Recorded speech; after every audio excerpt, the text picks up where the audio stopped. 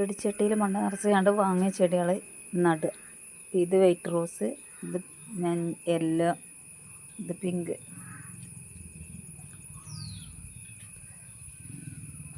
കാന്താരിയൊക്കെ ഉണ്ടാക്കണം കേട്ടോ. ഇത് നമ്മളെ നാരങ്ങ തജ്ജാണ്. ഇത് എവിടുത്തേന്നറിയോ? ചുള്ളിക്കോട്ടിൽ നിന്ന് കൊടുത്തപ്പോൾ കൊടുന്നതാണ്. കൊമ്പുത്തിണ്ടാണ് നാരങ്ങ.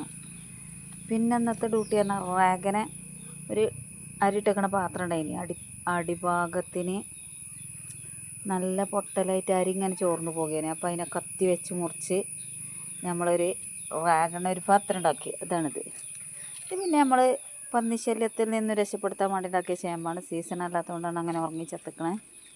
അപ്പം എന്നൊക്കെ ഇവിടെ നല്ല പുല്ലേനി ഒക്കെ പറിച്ച് സെറ്റപ്പാക്കിയത്. ഇത് നമ്മളെ റോബസ്റ്റ്, മാഷാ അല്ലാഹ്. ഇത് മലപ്പുറം ഹാജിയർ പള്ളിക്ക് നിന്നോടത്തുനിന്ന് കൊടുന്നതാണ്. ഇത്ര ആയി. ഇത് വേറൊരു കാന്താരി തയ്യ്. പിന്നെ മുട്ടപ്പഴം ഉണ്ട്, ആപ്പിൾ ചാമ്പൊക്കെ ഉണ്ട്. ഇത് വേറൊരു കാന്താരി തയ്യ്. ഇത് കൊണ്ടോട്ടിയിൽ നിന്ന് കൊടുന്നതാണ്. എത്ര കൊല്ലമായി ഞാൻ ഈ ഫീൽഡിൽ ഇറങ്ങി. 10 വർഷമായതാട്ടോ ചാമ്പക്കൻ്റെ കൊമ്പ്. പിന്നെ ഇതാണ് നമ്മളെ ചെങ്കതളി. ഇത് 4-5 തേക്കും തഞ്ച് വെച്ചതാണ്. ഒക്കെ ഒന്ന് ശരിയാക്കിയതാണ്. ഇവിടെയൊക്കെ നിറച്ച് കാടേന്. ഒക്കെ വെട്ടി സെറ്റാക്കി വെച്ച്. മാഷാ അല്ലാഹ്. ഇനി അടുത്ത പണിക്ക് പോയി വരുമ്പോഴത്തേന് ഇതിൻ്റെ അപ്പുറം ഉണ്ടാവും. ഇതൊക്കെ കച്ചറൊക്കെ മുട്ടച്ചതാണ്.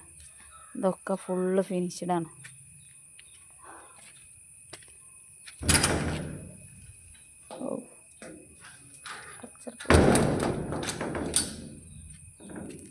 അപ്പോൾ ഇതാണ് കത്രിക പഠിച്ചത്.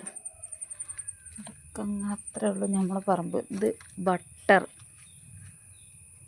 മഞ്ചേരിയിൽ നിന്ന് കൊണ്ടുവന്നതാണ്. മഞ്ചേരിയിൽ നിന്ന് ബട്ടർ, റംബുട്ടാൻ. പിന്നെ വാപ്പാൻ്റെ വക 2 കവുങ്ങുന്തജ്ജ് കുഴിച്ചിട്ട്, എൻ്റെ വക കരിയേപ്പുന്തജ്ജ് കുഴിച്ചിട്ട്, പെര കൂടിയിരുന്ന് കുഴിച്ചിട്ട കരിയേപ്പുന്തയ്യാണ്. നമ്മളെ കുറ്റിമുല്ല, ഞാവൽ. ഇത് നാടൻ മാങ്ങകളുണ്ട് പല വിധത്തിലത്. ഇത് നമ്മളെ റെഡ് ലേഡി, ഒരു 5-6 കായും കൂടി ഉണ്ട്. നീല ചെമ്പരത്തി. അപ്പോൾ ഇതാണ് നമ്മളെ പറമ്പിൻ്റെ അവസ്ഥ.